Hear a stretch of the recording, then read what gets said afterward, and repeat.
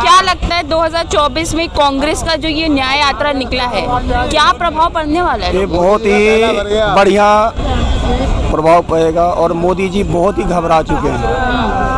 कहता मोदी जी का डंका बज रहा है ना, मोदी जैसे छलबला रहे ना कि जितने भी शहीदी दिन आ रहा है ना, जितने का 9 साल तक तो याद नहीं आया, अब सबका याद आ रहा है, सबके पास जा रहा वो, किसी के पास नहीं छोड़ रहा।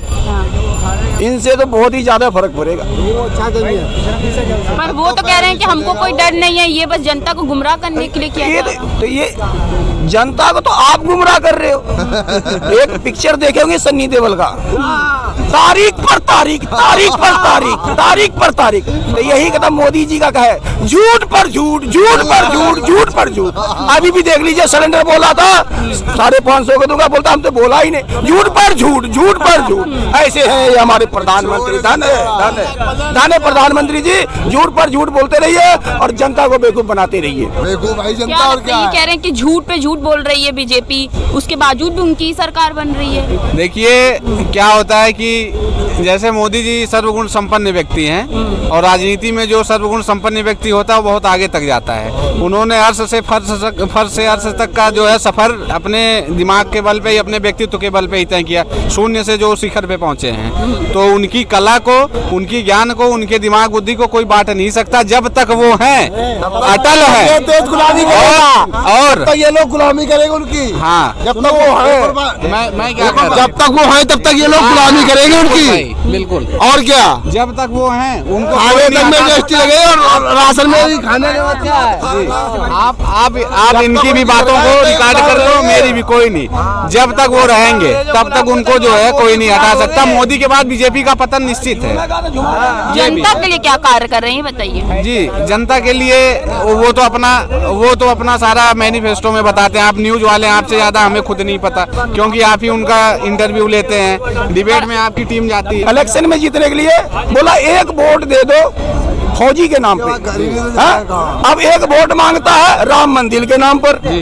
इनका यही काम है, भीख मांगना, कभी फौजी के नाम पे, कभी राम मंदिर के नाम पे, और आने टाइम में यही बीच में आपको बता रहा हूँ, अब कृष्ण जी के नाम पे वोट मांगेंगे, आप नोट कर लेना। ये कह रहे हैं राम मंदिर के नाम पर वोट मांगेंगे।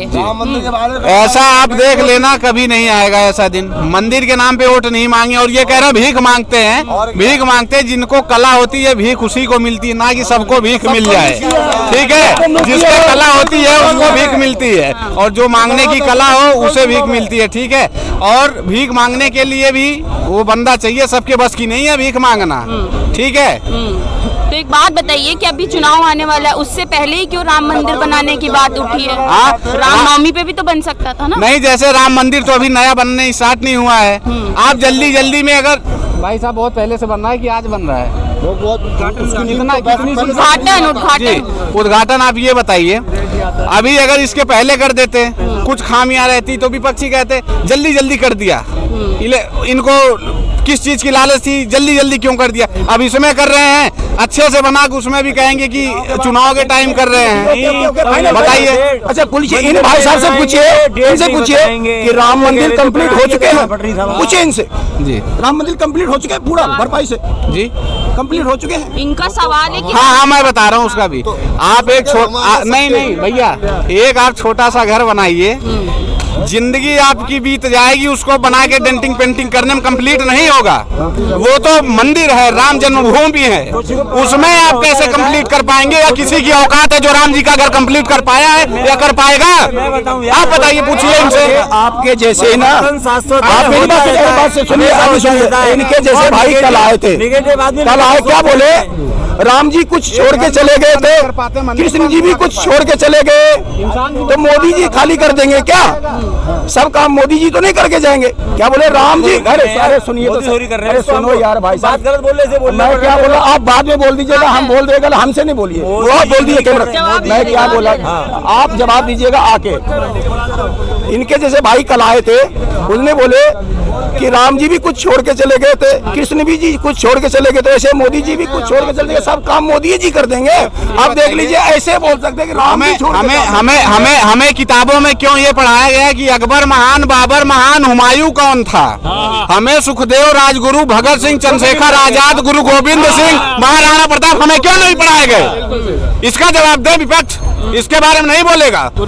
70 साल राज किया, 70 साल राज किया, क्रिसमस डे मनाया जाता है। बारे में लेख नहीं है, क्रिसमस डे मनाया जाता है। नहीं भैया, ऐसा नहीं बोलिए, आप हाइपर नहीं बोलिए, आप हाइपर मत हो। नहीं, गुरु नानक देव जी का आप नहीं पढ़े कभी? नहीं, गुरु तेग बहादुर का देखती नहीं पढ़े आप?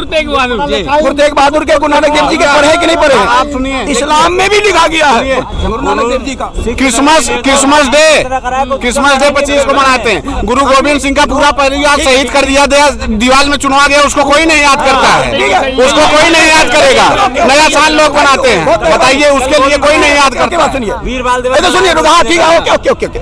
देखिए कि गुरु गोविंद सिंह जी के छोटे साहिबजादे को दीवार में चुनवा दिए थे और किसी ने नहीं मनाया, और 9 साल तक मोदी जी बैठे रहे तो चुप गोंगा होके बैठे थे। अभी 24 के इलेक्शन में उनका भी देवास मना रहे हैं।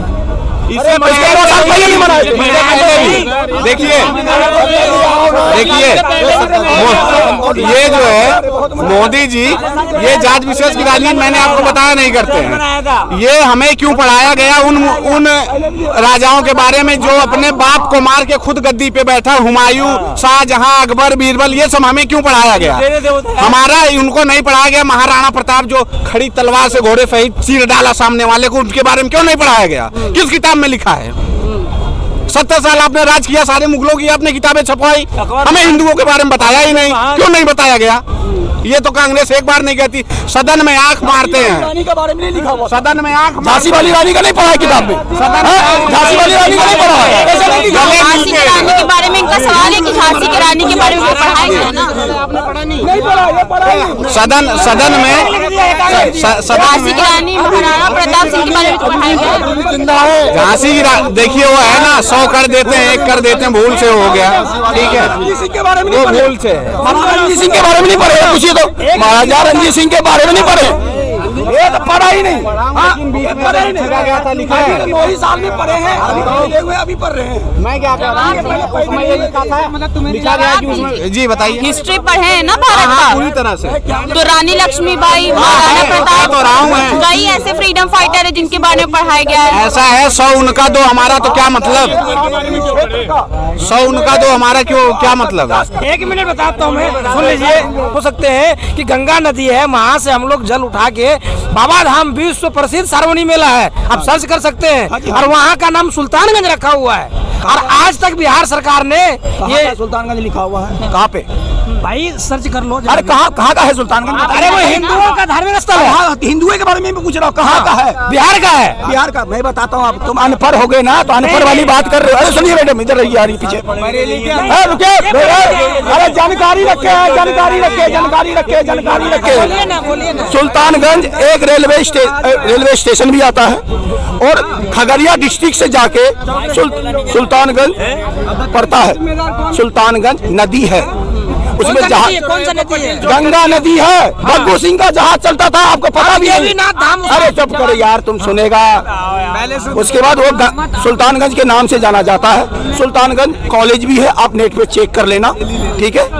और उधर से खगड़िया से, महेशपुर से, जमालपुर देते हुए, पर्वता क्षेत्र देते हुए वो सुल्तानगंज के लिए जाता है। इधर कहता है अगवानी घाट, उधर कहता है सुल्तानगंज।